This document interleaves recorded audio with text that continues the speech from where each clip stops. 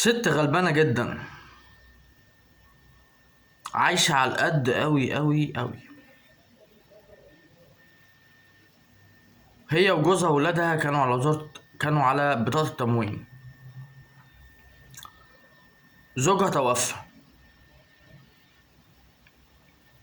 راحت تشيله من على الوزارة، من على البطاقة تموين. لغولها البطاقة أصلا. الموظف قال لها إيه؟ واحدة معاشها 1100 جنيه في الشهر. الموظف طلب منها 200 جنيه رشوة، والمفتش طلب منها 500 جنيه رشوة عشان يعملوا لها بطاقة التموين. طب ده يرضي مين يا معالي وزير التموين؟ انا عايز افهم بس، قول لي ده يرضي مين؟ ده يرضيك؟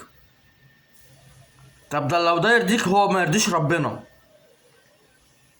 ان هي تدفع 700 جنيه رشوة وهي بتاخد معاش 1100 جنيه؟